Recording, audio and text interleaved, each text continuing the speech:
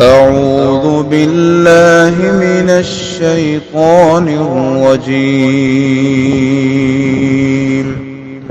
بسم الله الرحمن الرحيم. السلام علیکم ورحمۃ اللہ وبرکاتہ۔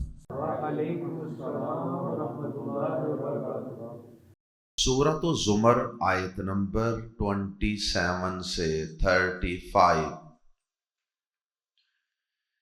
ان الحمد للہ والصلاة والسلام علی رسول اللہ اما بعد۔ اعوذ باللہ السمیع العلیم من الشیطان الرجیم من ہمزہ ونفخہ ونفثہ۔ وَلَقَدْ ضَرَبْنَا لِلنَّاسِ فِي هَذَا الْقُرْآنِ مِنْ كُلِّ مَثَلٍ لَعَلَّهُمْ يَتَذَكَّرُونَ۔ قُرْآنًا عَرَبِيًّا غَيْرَ ذِي عِوَجٍ لَعَلَّهُمْ يَتَّقُونَ۔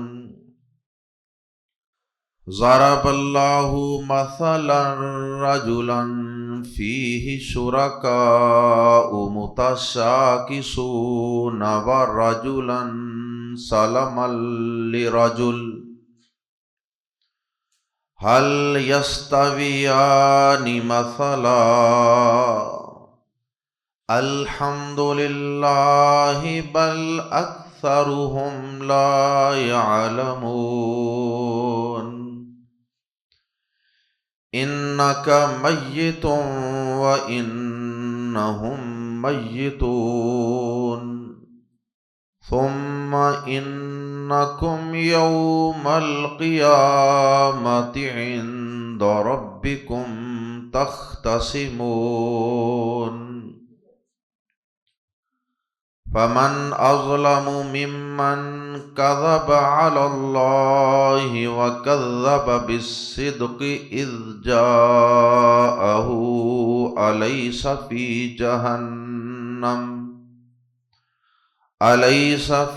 جهنم مثوى للكافرين۔ والذي جاء بالصدق وصدق به أولئك هم المتقون۔ لهم ما يشاءون عند ربهم ذلك جزاء المحسنين۔ لِيُكَفِّرَ اللَّهُ عَنْهُمْ أَسْوَأَ الَّذِي عَمِلُوا وَيَجْزِيَهُمْ أَجْرَهُمْ بِأَحْسَنِ الَّذِي كَانُوا يَعْمَلُونَ۔ آیات زیر تفسیر میں اللہ رب العزت نے اپنی توحید کو سمجھانے کے لیے ایک مثال بیان فرمائی، اور اس سے قبل اللہ رب العزت نے بطور تمہید یہ بات بیان فرمائی ہے کہ ہم نے اس واضح اور صاف اور بالکل عام فہم قرآن میں طرح طرح کی مثالیں بیان فرمائی، تاکہ لوگ ان مثالوں کے ذریعے سے ہمارے احکامات کو اور بالخصوص ہماری توحید کو سمجھ سکیں، کیونکہ مثال سے بات انسان کے ذہن میں آسانی سے اتر جاتی ہے۔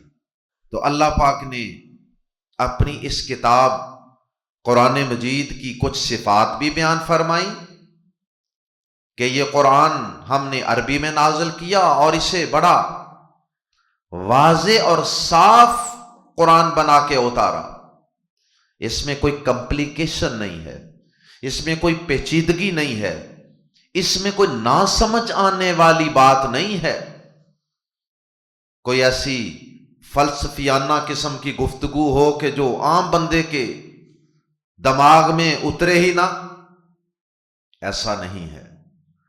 اور نہ ہی یہ کہ اس قرآن کو سمجھنے کے لیے کوئی 14 علوم سیکھنے ضروری ہیں، یہ اتنا مشکل ہو کہ جس طرح بعض لوگوں نے لکھا کہ قرآن مجید سیکھنے کے لیے 14 علم پہلے سیکھنے چاہیے۔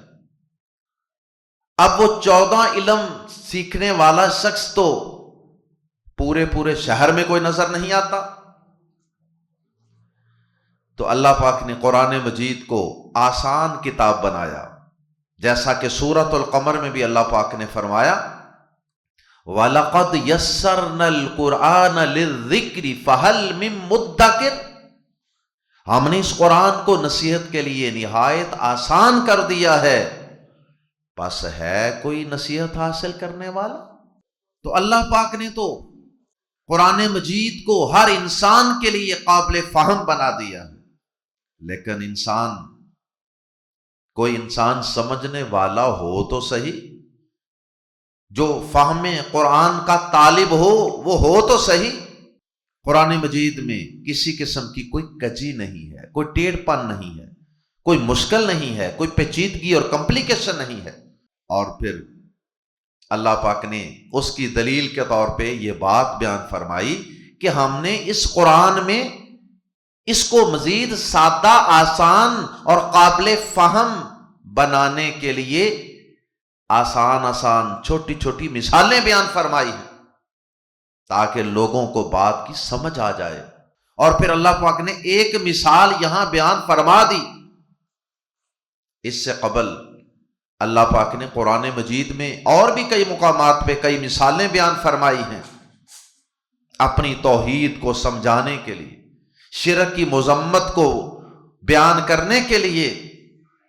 اللہ پاک نے لاجیکلی انسان کو کنونس کرنے کے لیے، اس کو سمجھانے کے لیے، شرک سے بچانے کے لیے اور توحید کی راہ پر چلانے کے لیے کئی مثالیں بیان فرمائی۔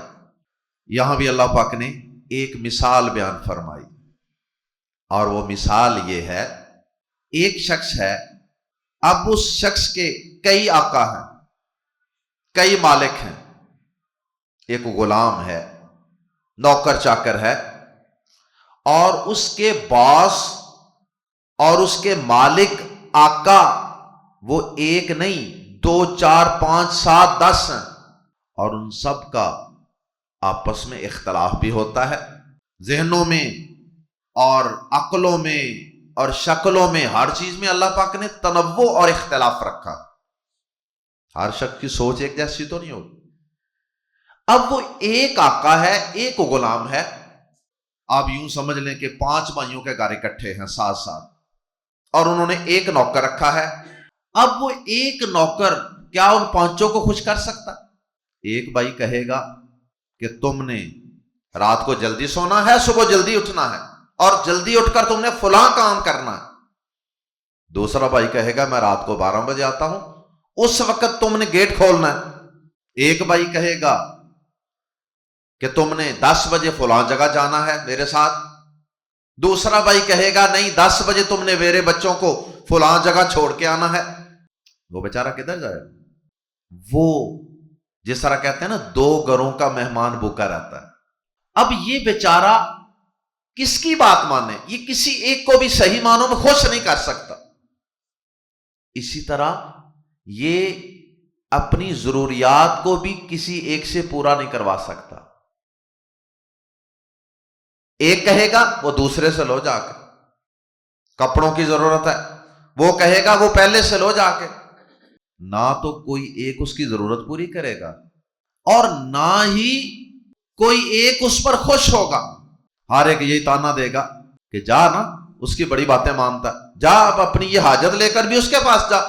اللہ پاک اس مثال میں فرماتے ہیں کہ سمجھانا، اللہ پاک یہ چاہتے ہیں کہ یہ مثال ہے شرک کی۔ ایک بندہ اس نے کئی آقا کی طرح کئی معبود بنا رکھے، کئی رب بنا رکھے ہیں، کئی الہ بنا رکھے ہیں۔ اب یہ سب کو کیسے خوش کرے گا؟ اور سب اس کی حاجت بھی پوری نہیں کریں گے. ایک ہوگا تو اس کو پتا کہ میں نے اس کی یہ حاجت پوری کرنی ہے اور میں نے اس کو یہ حکم دینا ہے. یہی حال ان لوگوں کا ہے جو ایک سے زیادہ معبودوں کو پکارتے ہیں، مشکل کشا حاجت روا سمجھتے ہیں. یہ کسی ایک کو بھی خوش نہیں کر سکتے، اور ان کی حاجات کوئی ایک بھی پوری نہیں کرے گا. وہ کہے گا جا اس کے پاس، وہ کہے گا جا اس کے پاس. اور دوسری طرف ایک اور مثال ہے اس کے برعکس. ایک آدمی وہ ہے جو پورے کا پورا سالم کا سالم 24 آورز کے لیے صرف ایک ہی مالک کا ہے، ایک ہی آقا کا. اس کے لیے اس کو خوش کرنا کتنا آسان ہے. جو وہ کہتا جائے گا یہ کرتا جائے، وہ خوش ہو جائے گا. کوئی رکاوٹ نہیں، کوئی پریشانی نہیں، کوئی اختلاف نہیں، کوئی کنٹراڈکشن نہیں. اور اب وہ آقا بھی اس کی تمام حاجات خوشی سے پوری کرے گا. اسے پتا ہے کہ یہ میرا ہی نوکر ہے، یہ میرا ہی غلام ہے، اور یہ 24 گھنٹے میری ہی خدمت کرتا ہے. تو اب اس کی ضروریات بھی تو میں نے پوری کرنی ہے. اگر میں پوری نہیں کروں گا تو یہ کس کے پاس جائے گا؟ یہ مثال ہے توحید والے شخص جو صرف ایک اللہ سے لو لگاتا ہے، صرف ایک اللہ کی عبادت کرتا ہے، صرف ایک اللہ کو مشکل میں پکارتا ہے، مشکل کشائی کے لیے، حاجت روائی کے لیے، اپنی ضروریات کو پورا کرنے کے لیے یہ صرف ایک اللہ کے سامنے ہاتھ پھیلاتا ہے. تو اللہ پاک فرماتے ہیں کیا یہ دونوں غلام برابر ہیں؟ ایک وہ جو 5 7 10 لوگوں میں پھنسا ہوا ہے، اور ایک وہ جو اکیلا صرف ایک کا غلام ہے. دونوں کی زندگیوں میں کتنا فرق ہوگا. یہی مثال ہے مشرک اور موحد کی. اللہ اکبر. اس کے بعد اللہ پاک نے نبی پاک صلی اللہ علیہ وسلم کو کچھ تسلی دی ہے کہ آپ بھی اس دنیا سے، جہاں یہ مکہ میں کافر آپ کو ستاتے ہیں، پریشان کرتے ہیں، تکلیف پہنچاتے ہیں، اور آپ کی واضح سیدھی صاف باتیں بھی ماننے کے لیے تیار نہیں، پھر بھی یہ شرک پر ڈٹے ہوئے ہیں، جمے ہوئے ہیں، باپ دادا کے مذہب کو چھوڑنے کے لیے تیار نہیں ہیں، عقل کو، سینس کو استعمال کرنے کے لیے تیار نہیں ہیں. تو آپ پریشان نہ ہوں. ایک دن آپ نے اس دنیا کو، اس فانی دنیا کو خیر بات کہہ جانا ہے، اور پھر آپ نے ہمارے پاس آ جانا ہے، اور پھر یہ ساری تکلیفیں دور ہو جائیں گی، اور پھر آپ ہمارے مہمان ہوں گے جنت الفردوس میں. جنت الفردوس میں ایک تسلی بھی ہے، اور ساتھ اللہ پاک نے ایک عقیدے کا سبق بھی مسلمانوں کو پڑھا دیا کہ کل من علیہا فان کل نفس ذائقۃ الموت. ہر شخص نے، ہر جان نے، ہر پرسن نے موت کا جام پینا ہی پینا ہے، چاہے وہ ہمارا کوئی محبوب ترین پیغمبر اور رسول ہی کیوں نہ ہو. سب کو موت کے دروازے سے گزرنا ہے. اللہ پاک نے یہ بات بھی آیات زیر تفسیر میں بیان فرمائی.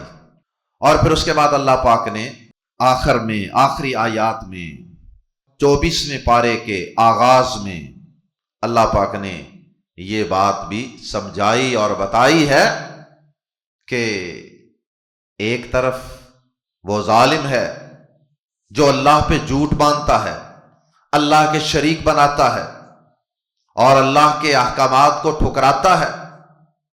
ایک یہ شخص ہے، اس کا انجام جہنم. اور ایک وہ شخص ہے جو سچی بات کی تصدیق کرتا ہے، توحید کی تصدیق کرتا ہے، ہمارے پیغمبر جناب محمد الرسول اللہ صلی اللہ علیہ وسلم کو سچا نبی مانتا ہے، اور ان کی لائی اور بتائی اور سمجھائی ہوئی توحید کو اختیار کرتا ہے. فرمایا ان لوگوں کے لیے اللہ کے ہاں جنتوں میں وہ نعمتیں ہوں گی جو یہ چاہیں گے، جو ان کے دل کی تمنا ہوگی اللہ وہ پوری کرے گا. آئیے قرآن مجید کے الفاظ میں پڑھتے ہیں. سورۃ الزمر آیت نمبر 27. وَلَقَدْ اور بلا شبہ یقیناً ضربنا ہم نے بیان کی ہے للناسی لوگوں کے لیے، یہ نہیں کہا علماء کے لیے، 14 علوم کے ماہر لوگوں کے لیے، للناسی لوگوں کے لیے، اور یہ قرآن مجید ہدی للناس ہے، لوگوں کے لیے ہدایت۔ وَلَقَدْ ضَرَبْنَا اور بلا شبہ یقیناً ہم نے بیان کی ہے للناسی لوگوں کے لیے فی ھذا القرآن اس قرآن میں من کل مثل ہر طرح کی مثال، اور بلا شبہ یقیناً ہم نے لوگوں کی ہدایت کے لیے، لوگوں کو سمجھانے کے لیے اس قرآن میں ہر طرح کی مثال بیان کی ہے۔ ہر طرح کی مثال کا مطلب یہ نہیں ہے کہ اس میں کوئی سائنس کی مثالیں بھی ہیں، ایسا نہیں ہے، کیونکہ قرآن مجید بنیادی طور پر کتاب ہدایت ہے، اس لیے اس میں جتنی مثالیں ہیں وہ صرف اور صرف ہدایت کے متعلق ہیں۔ قرآن مجید کوئی ہسٹری تاریخ کی کتاب نہیں ہے، کوئی سائنس جغرافیہ کی کتاب نہیں ہے، اگرچہ تھوڑی بہت بیسک باتیں ہر چیز کے متعلق قرآن میں موجود ہیں، لیکن بنیادی طور پر یہ کتاب ہدایت ہے۔ تو اس لیے یہاں جو اللہ پاک نے فرمایا کہ ہم نے اس قرآن میں لوگوں کے لیے ہر طرح کی مثال بیان کی ہے، تو اس کا مطلب یہ ہے کہ ہدایت کے حوالے سے جس مثال کی ضرورت تھی ہم نے وہ بیان کر دی۔ اور واقعی اللہ پاک نے قرآن مجید میں بہت سے مقامات پہ بہت سی مثالیں بیان فرمائی ہیں، بالخصوص زیادہ مثالیں اللہ نے بیان کی ہیں اپنی توحید سمجھانے کے، جیسے سورہ روم آیت نمبر 28 ہے، سورہ نحل آیت نمبر 75-76 ہے، وہاں بھی اللہ پاک نے اس طرح کی مثالیں بیان فرمائی۔ وَلَقَدْ ضَرَبْنَا لِلنَّاسِ فِي هَذَا الْقُرْآنِ مِنْ كُلِّ مَثَلٍ اور بلا شبہ یقیناً ہم نے لوگوں کے لیے اس قرآن میں ہر طرح کی مثال بیان کی ہے، لَعَلَّهُمْ تاکہ وہ ان مثالوں کو پڑھ کر ثواب حاصل کریں۔ جی ہاں، ثواب بھی حاصل ہوگا، لیکن اصل مقصد صرف ثواب کا حصول نہیں، اصل مقصد کیا ہے؟ نصیحت حاصل کرنا، ہدایت حاصل کرنا، اور وہ سمجھ کر پڑھے بغیر حاصل کرنا ممکن نہیں۔ لعلہم تاکہ وہ یتذکرون نصیحت حاصل کریں، اور نصیحت وہی حاصل کرے گا جو قرآن کو اپنی زبان میں ٹرانسلیٹ کر کے پڑھے گا، یا پھر اس کی زبان عربی زبان کو سیکھ لے گا۔ قرآناً عربیاً عربی قرآن، قرآناً عربیاً عربی کا ایک معنی واضح بھی ہوتا ہے، عربی زبان بڑی واضح اور فصیح زبان ہے، اور عرب جو تھے وہ اپنے مقابلے میں دیگر اقوام کو عجمی کہتے تھے، عجمی، اور عجمی کا مطلب ہوتا ہے گونگے، یعنی عربی کے مقابلے میں دیگر زبانیں تو گویا ایسے ہیں کہ جیسے گونگی ہیں۔ تو قرآناً عربیہ عربی قرآن، سورہ یوسف کے آغاز میں بھی اس بات کا ذکر ہے، سورہ یوسف کی ورس نمبر 2 میں، کہ ہم نے اس قرآن کو عربی میں نازل کیا تاکہ تم سمجھو۔ عربی میں اس لیے نازل کیا کہ عربی زبان دنیا کی سب سے زیادہ فصیح زبان ہے، اور اس لیے بھی کہ یہ قرآن مجید ظاہر دنیا میں تو سینکڑوں زبانیں ہیں، تو اللہ پاک نے کسی ایک زبان کا انتخاب کرنا تھا، تو اللہ پاک نے اس زبان کا انتخاب کیا کہ جس علاقے میں یہ اتر رہی تھی۔ اب یہ کتاب مکہ مدینہ میں اتر رہی تھی، تو سب سے پہلے تو اولین مخاطب اس قرآن کے وہ تو عرب تھے، اس لیے اللہ پاک نے اس کو عربی زبان میں نازل کیا تاکہ سب سے پہلے لوگ تو اس کو سمجھیں۔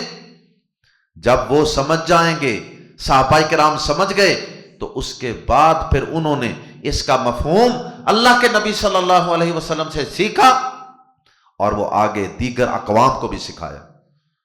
اب قاعدہ قانون یہ ہے کہ اگر کوئی غیر عربی اس قرآن کو سیکھنا چاہتا ہے تو وہ اس قرآن کو اپنی زبان میں ٹرانسلیٹ کر کے سمجھے گا، یا پھر اس کی زبان عربی کو سیکھے گا۔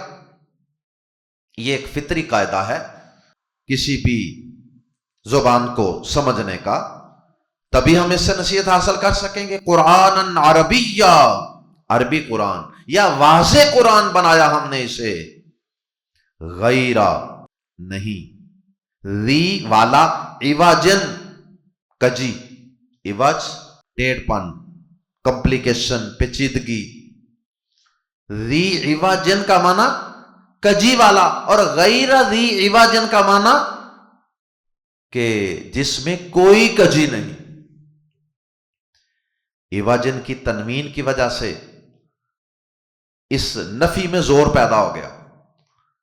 اسم غیر ذی عوجن جس میں کسی قسم کی کوئی کجی، ٹیڑھ پن، کمپلیکیشن، پیچیدگی نہیں ہے. لعلہم، تاکہ وہ، یہ ہم نے اتنا آسان فہم سادہ کیوں رکھا؟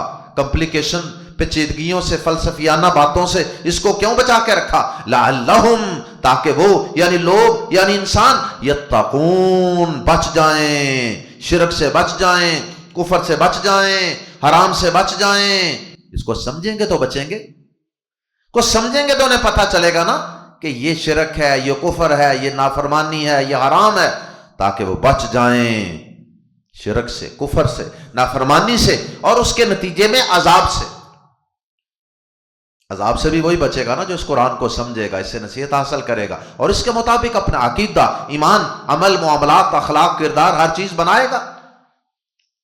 مختصر تمہید کے بعد اللہ پاک نے ایک مثال یہاں بھی بیان فرما دی.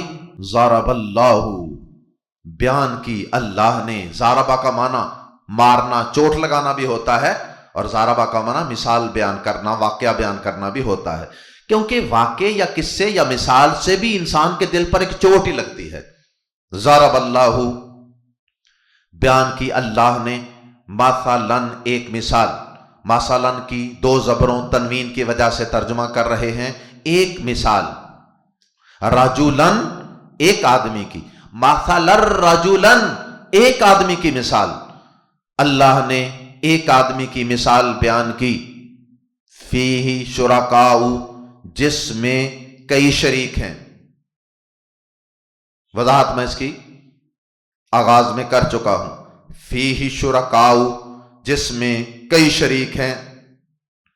متشاک، یعنی شریک ہیں کا مطلب کہ کئی اس پر آرڈر چلانے والے ہیں، اس کے کئی آقا ہیں جو اس پر آرڈر چلاتے ہیں. متشاکسون، ایک دوسرے سے جھگڑنے والے.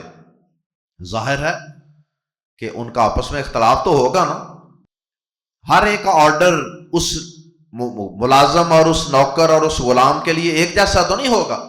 یقیناً ان کا آپس میں جھگڑا ہوگا، اختلاف ہوگا، ایک کچھ کہے گا دوسرا کچھ. متشاکسون، جو ایک دوسرے سے جھگڑنے والے ہیں. شرکاء متشاکسون، ایک دوسرے سے جھگڑنے والے کئی شریک ہیں. اللہ نے ایک آدمی کی مثال بیان کی جس میں ایک دوسرے سے جھگڑنے والے کئی شریک ہیں، یعنی اس کے آقا ہیں، اس کے مالک ہیں. بیچارہ پھنسا ہوا ہے کئیوں میں. یہی مثال مشرک کی ہے. کئی آقا ہیں اس کے، کئی معبود ہیں، کوئی کچھ کہتا ہے کوئی کچھ. وَرَجُلًا، اور ایک آدمی، مثال کا دوسرا حصہ. وَرَجُلًا، اور ایک اور آدمی ہے. سَلَمًا، جو سالم، پورے کا پورا. لِرَجُلٍ، ایک ہی آدمی کا ہے، جو پورے کا پورا ایک ہی آدمی کا ہے، یعنی ایک ہی آدمی اس کا آقا ہے، وہی اس کو آرڈر دیتا ہے. تو یہ آرام سے اسے خوش بھی کر لیتا ہے، مطمئن بھی کر لیتا ہے، راضی بھی کر لیتا ہے، اور اپنی ہر ضرورت اس کے سامنے پیش کر کے پوری بھی کروا لیتا ہے. اسے کوئی مشکل ہی نہیں ہے. حل، کیا، یستویانی، برابر ہیں دونوں. مثلاً، مثال میں. بتاؤ انسانوں، کیا یہ دونوں مثال میں برابر ہیں؟ یقیناً یہ دونوں برابر نہیں ہیں. ایک مشکل میں پھنسا ہوا زندگی گزارے گا، اور ایک بڑی پرسکون، بڑی سیٹسفیکٹری لائف گزارے گا جو صرف ایک کا ہے. اور یہی حال مواحد کا ہے. علامہ اقبال نے بھی کہا تھا نا، یہ ایک سجدہ جسے تو گراں سمجھتا ہے، 1000 سجدے سے دیتا ہے آدمی کو نجات. در در کی ٹھوکریں کھانے والا اور صرف ایک اللہ کے آگے جھکنے والا، وہ در در کی ٹھوکریں کھانے سے بچ جاتا. تو یہ بڑی خوبصورت سی پیاری سی مثال توحید اور شرک کا فرق سمجھانے کے لیے اللہ نے بیان فرمائی. اس کے بعد کہا الحمدللہ، تمام تعریف اللہ کے لیے ہے جس نے اتنی خوبصورت مثال بیان کر کے ہم جیسے کم فہم لوگوں کو بھی توحید اور شرک کا فرق بتا دیا. اس بات پر اللہ کا شکر ادا کیا جا رہا ہے، یہ سکھایا جا رہا ہے کہ اس بات پہ اللہ کا شکر ادا کرو. الحمدللہ، اللہ کا شکر ہے. یہ نہ سمجھنا کہ اتنی عام فہم سادہ مثال سے سارے لوگ ہی شرک چھوڑ کر توحید کی طرف آگے ہوں گے، باپ دادا کے مشرکانہ عقائد کو چھوڑ کر وہ اللہ کی توحید کی طرف پلٹ آئے ہوں گے. ایسا ہرگز خیال نہ کرنا، کیونکہ لوگوں کے پیچھے شیطان لگا ہوا ہے. ضد، تکبر، ہٹ درمی، تقلید، مفادات، حسد، کئی چیزیں ہیں جو رکاوٹ بنے گی اور لوگ پھر بھی شرک پر ہی اڑے رہیں گے. بل اکثرہم، بلکہ ان کے اکثر لا یعلمون، نہیں جانتے، اکثر نہیں جانتے، پھر بھی توحید کو نہیں جانتے، پھر بھی توحید کو نہیں سمجھتے، پھر بھی توحید کو نہیں مانتے. یہی وجہ ہے کہ آج قرآن جیسی عظیم نعمت ہونے کے باوجود مسلمانوں کی اکثریت شرک میں ڈوبی ہوئی ہے. انک میت، اے نبی صلی اللہ علیہ وسلم، بے شک آپ کے لیے ایک وعدہ بھی ہے، ایک بشارت بھی ہے اور عقیدے کا ایک سبق بھی ہے. انک میت، بے شک آپ میت ہونے والے ہیں. آپ اس کا ترجمہ کریں تو اس سے بھی کئی لوگ ناراض ہو جاتے ہیں. قرآن مجید نے تو اللہ کے نبی کے لیے میت کا لفظ بولا ہے. انک میت، اے نبی صلی اللہ علیہ وسلم آپ میت ہونے والے ہیں، فوت ہونے والے ہیں. وَإِنَّهُمْ، اور یقیناً یہ مشرک، کافر، آپ کے دشمن، مخالف، میتون، یہ بھی میت ہونے والے ہیں. سب نے چلے جانا یہاں سے، سب کوئی موت آ جانی ہے. اور کچھ کافر آپ کو ایک تانا بھی مارتے تھے نا کہ لو جی یہ زمانے گردش ایام کے ساتھ یہ مٹ جائیں گے، مسلمان مٹ جائیں گے، یہ نبی مٹ جائے گا، بس یہ 4 دن کی بات ہے، پھر اسلام نیست و نابود ہو جائے گا. تو اللہ پاک نے، یہ اس کا جواب بھی ہو سکتا ہے کہ یہ مینا مارنے والی کون سی بات ہے. یا تو ہو کہ صرف مسلمانوں نے فوت ہونا ہے، فوت انہوں نے بھی ہونا ہے، فوت انہوں نے بھی ہونا ہے. فوت تو سب نے ہونا، دنیا سے تو سب نے جانا، لیکن نبی صلی اللہ علیہ وسلم کے لیے تو بشارت ہے، ایمان والوں کے لیے تو بشارت ہے موت میں، کہ موت سے دنیا کی ساری تکلیفیں، پریشانیاں دور اور جنت کی آسائشیں اور نعمتیں ان کے لیے تیار. اور صحیح بخاری میں حدیث ہے کہ صحابہ کرام جب پیارے نبی صلی اللہ علیہ وسلم فوت ہوئے تھے نا، سوموار کے دن آپ کی وفات ہوئی، تو صحابہ کرام میں اختلاف ہو گیا شدت محبت کی وجہ سے. کچھ صحابہ نے کہا کہ اللہ کے نبی صلی اللہ علیہ وسلم فوت ہو چکے ہیں، اور کچھ آپ کی وفات کو ماننے کے لیے تیار ہی نہیں تھے، جیسے عمر فاروق رضی اللہ تعالیٰ عنہ کا واقعہ مشہور ہے. تو اس وقت پھر امت جو آپس میں اختلافات کا شکار ہو چکی تھی، اس وقت امت کو متحد اور متفق کس نے کیا تھا ایک بات پر؟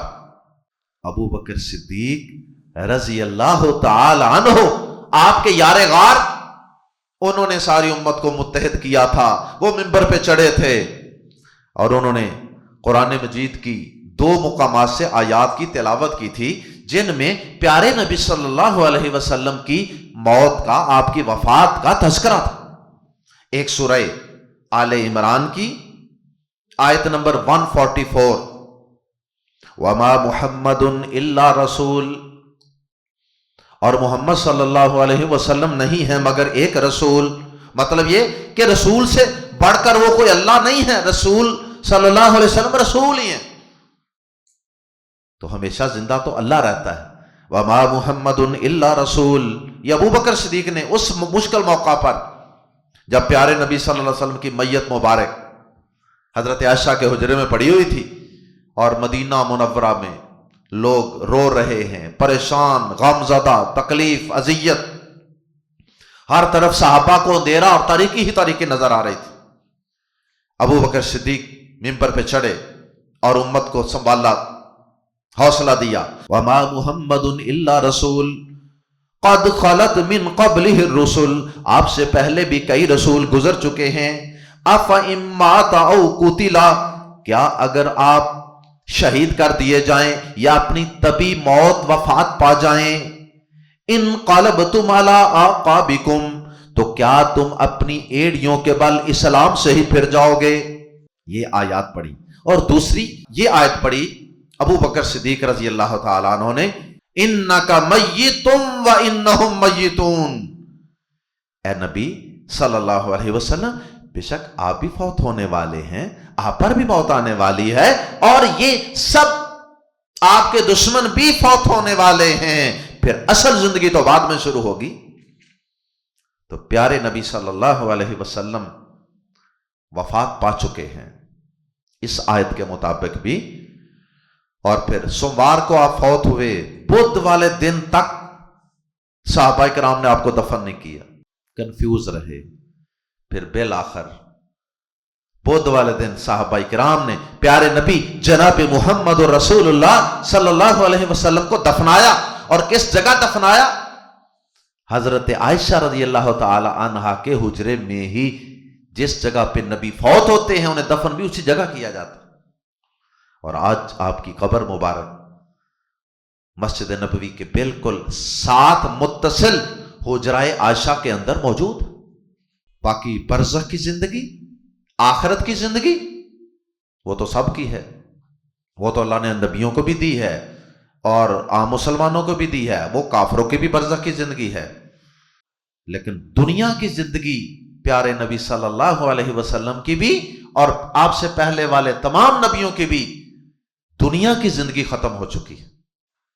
انک میت وانہم میتون ثم پھر انکم بے شک تم یوم القیامت قیامت کے دن عند ربکم اپنے رب کے پاس تختصمون جھگڑو گے۔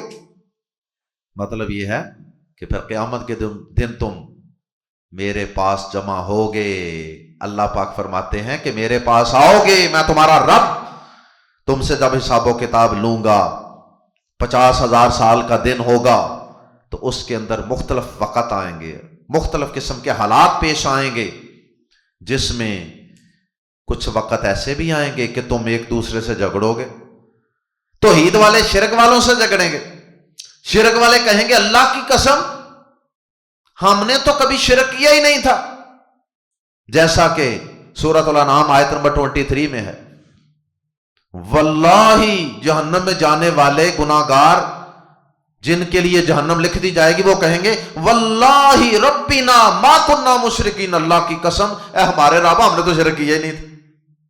جہنم نظر آ رہی ہوگی نا سامنے، اس لیے انکار ہی کر دیں گے، ہم نے تو شرک کیا ہی نہیں تھا، کون سا شرک؟ اسی طرح ظالم اور مظلوم کا بھی جھگڑا ہوگا، بادشاہ اور رعایا کا بھی جھگڑا ہوگا، اور اسی طرح سے انسان جس کے ساتھ کسی نے ظلم کیا ہوگا وہ بھی جھگڑے گا کہ یا اللہ اس نے مجھے گالی دی، اس نے مجھے قتل کیا، اس نے میرا خون بہایا، اس نے میری پگڑی اچھالی، اس نے میری عزت کو خاک میں ملایا، وغیرہ وغیرہ۔ تو یہ جھگڑا ہوگا، اور آخر میں فرمایا 24ویں پارے کا آغاز اللہ پاک نے آخر میں فرمایا ان توحید والے اور ان شرک والے دو گروہوں کا فرق۔ توحید والوں نے اللہ کے نبی صلی اللہ علیہ وسلم پر نازل ہونے والے حق کی تصدیق کی اور اس کو سچ ماننا، اور جو شرک والے ہیں، کفر والے ہیں، انہوں نے انکار کر دیا۔ پھر من ازلم، کون زیادہ ظالم ہے، ازلم یہ اس میں تفضیل ہے، فمن ازلم پھر کون ظالم ہے یا کون زیادہ ظالم ہے، من پلس من سے من جس نے کاذابہ جھوٹ بولا اللہ اللہ پر۔ اللہ پر جھوٹ کون بولتا ہے؟ مشرک کہتا ہے جی اللہ نے فلاں کو شریک بنایا، اللہ نے بارش برسانے کے لیے فلاں کو مقرر کیا، اللہ نے اولاد دینے کے لیے فلاں کو مقرر کیا ہوا ہے، یہ اللہ پہ جھوٹ باندھتا ہے مشرک۔